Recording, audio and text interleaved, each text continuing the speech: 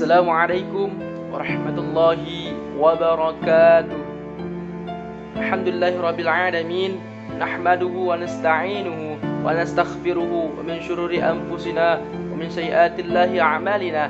May yahdihillahu fala mudilla lahu wa may yudlilhu fala hadiya lahu. Asyhadu an la ilaha illallah wahdahu la syarika lahu wa asyhadu anna Muhammadan 'abduhu wa rasuluhu alladzi la nabiyya ba'dahu. Rabbi israh li sadri wa yassir li amri wahlul 'uqdatam min lisani yafqahu qawli. Pertama-tama marilah kita panjatkan puji dan syukur kita kehadirat Allah Subhanahu wa taala yang telah memberikan kita kenikmatan, terutama nikmat iman, nikmat Islam, sehingga kita dapat beribadah kepada Allah, melakukan tugas kita sebagai hamba. Salawat berangkaikan salam tak lupa pula kita hadiahkan kepada junjungan alam Nabi Allah, Nabi besar kita Muhammad sallallahu alaihi wasallam, dengan mengucap Allahumma salli ala sayyidina Muhammad wa ala alihi sayyidina Muhammad.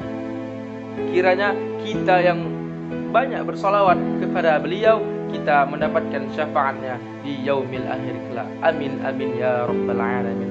Pada kesempatan kali ini saya akan membahas suatu pembahasan, yakni mengenai judul ihsan.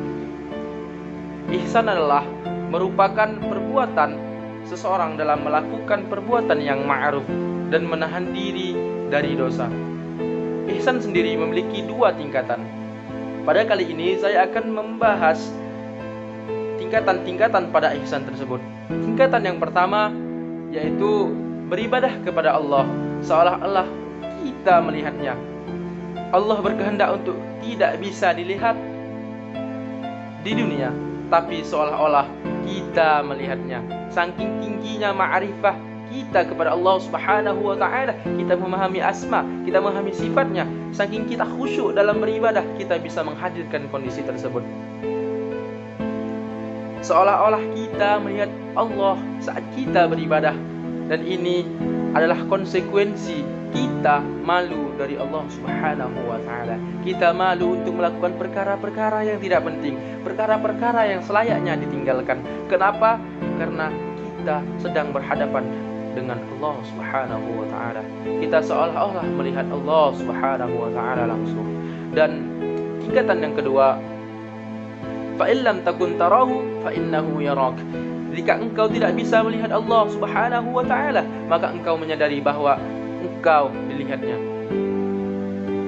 Kita menyadari Allah melihat kita, Allah mengawasi kita, Allah mendengarkan kita, maka kita akan malu. Dia adalah Allah, zat yang maha tinggi, zat yang maha agung, pencipta kita. Bagaimana kita berani untuk melakukan perkara-perkara yang haram di hadapan Allah Subhanahu wa taala, sementara Dia melihat kita dan mengawasi kita, dan sebenarnya meninggalkan perkara-perkara yang haram atau yang makruh atau yang subhat sekalipun atau yang mubah tapi berlebihan. Ini semuanya adalah buah dari ihsan, buah dari derajat yang paling tinggi dalam Islam, yaitu ihsan, beribadah kepada Allah Subhanahu wa taala. Dan kalau kita tidak seolah-olah melihatnya, maka kita menyadari bahwasanya Allah melihat kita. Kemudian para ulama menjelaskan bahwasanya di antara perkara yang menjadi stressing, titik perhatian dan pembahasan meninggalkan hal-hal yang tidak penting adalah meninggalkan pembicaraan yang tidak penting, meninggalkan perkataan yang memiliki kriteria seperti perkataan yang haram, perkataan yang makruh, atau perkataan yang mubah sekalipun walaupun berlebihan. Ini semuanya termasuk bagian yang menjadi stressing para ulama ketika menjelaskan hadis ini. Maknanya secara umum sudah saya jelaskan. Ini adalah meninggalkan yang haram, yang makruh, yang subhat, yang mubah tapi berlebihan. Itu semuanya perlu ditinggalkan oleh seorang muslim sebagai wujud kebaikan dan kesempurnaan Islamnya. Tapi di antara yang menjadi titik perhatian para ulama, menjadi stressing para ulama dalam hal ini adalah pembahasan tentang amalan lisan yang harus kita perhatikan, yang harus kita kontrol, dan harus kita meninggalkan apa yang tidak penting dari kita. Menjaga lisan kita dari pembicaraan-pembicaraan yang tidak berarti, yang tidak berguna, yang tidak bermanfaat, apalagi yang membebani hisab kita di akhirat kelak.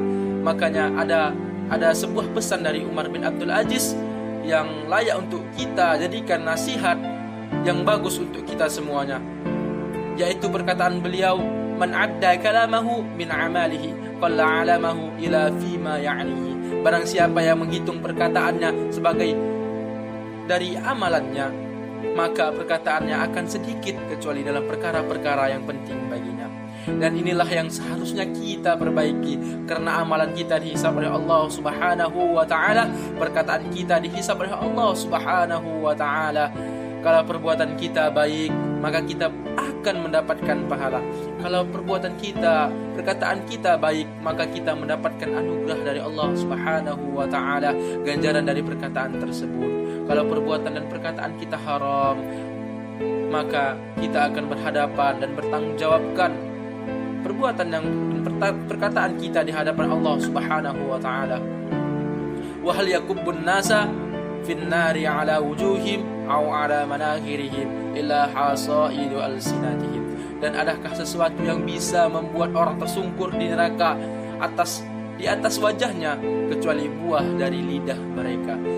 Ini sabda dari Nabi Muhammad sallallahu alaihi wasallam, ada di rangkaian Arba'in An-Nawawiyah. Artinya banyak sekali orang yang jatuh di neraka, orang yang menjadi penghuni neraka, dan sebabnya adalah karena buah lidah mereka. Dia tidak bisa mengontrol lisannya, tidak bisa menjauhi perkara-perkara yang diharamkan dan masalah pembicaraan, maka akhirnya dia menjadi penghuni neraka. Maka pembicaraan adalah termasuk bagian dari amal yang akan dihisab oleh Allah Subhanahu wa taala. Adalah sesuatu yang sudah jelas, tapi orang lalai dari fakta ini. Banyak orang yang tidak sadar akan fakta ini, maka dia tidak mengontrol pembicaraannya. Na'udzubillahi min dzalik. Karena Umar bin Abdul Aziz mengatakan, barang siapa yang menganggap perkataannya, obrolannya, omongannya sebagai amalannya, maka perkataannya akan sedikit kecuali dalam perkara-perkara yang penting baginya. Maka dia akan mengontrol lisannya, yang haram pasti akan ditinggalkannya. Kita menyadari ini sangat sulit.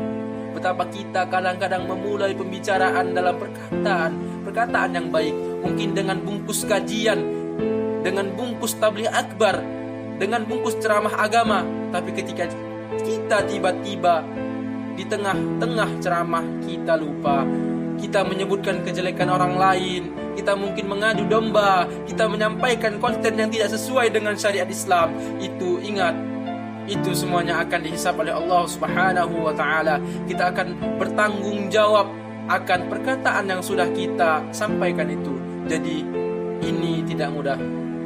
Maka kesimpulannya, kita sebaiknya meninggalkan perkataan-perkataan yang diharamkan oleh Allah Subhanahu wa taala, dan ini perkataan-perkataan yang makruh, subhat, yang berlebihan meskipun awalnya mubah. Dan semoga kita di hadapan Allah Subhanahu wa taala termasuk orang-orang yang terhindar dari perbuatan dan dari perkataan yang tidak baik. Mungkin pada kali ini pembahasan ihsan cukup sampai di sini. Lebih dan kurangnya mohon dimaafkan. Wallahul muwaffiq ila aqwamit thoriq. Assalamualaikum warahmatullahi wabarakatuh.